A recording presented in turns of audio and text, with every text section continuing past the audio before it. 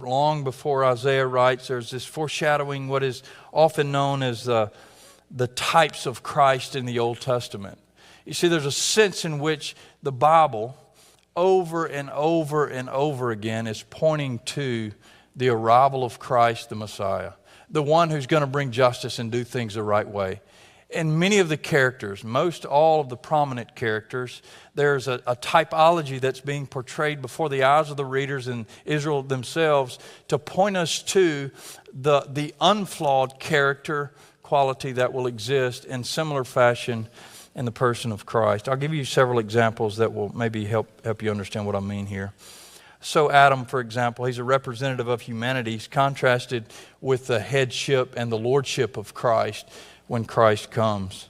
There's a typology there. Noah is a type of the second Adam, but not the second Adam in that he was part of God's recreative order, that he took what was dead and brought it to life. He restored and redeemed and reconciled Noah in that regard. He was fruitful and multiplied. Abraham was a stranger, a foreigner, a sojourner. You remember Jesus' words, right? I don't even have a place to lay my head. Are you sure you want to follow me? I have no home, no place to call home. I'm not of this world. I'm in the world, but I'm not of the world. In that sense, this world is not my home. That sense of typology is placed there. Isaac, the promised son of Abraham, you remember Abraham sacrificing him or intending to sacrifice him. That's a typology, a foreshadowing of Christ. Jacob was the chosen one whose name was changed to Israel. There's this sense in which transformation is taking place even as God associates Jacob with the nation and the nation with Jacob in that regard. Joseph has suffered unjustly and rose to exalted power and prominence. How can you not see Jesus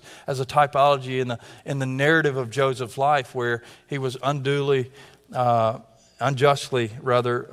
brought into suffering and yet prevailed and was exalted to power. Moses was a redeemer, a mediator. He was at moments the only mediator between man and God. How can we not see Christ in that? And then David, shepherd from Bethlehem, man after God's own heart, who is also known as a warrior king, a king that would go out and fight battles with his people.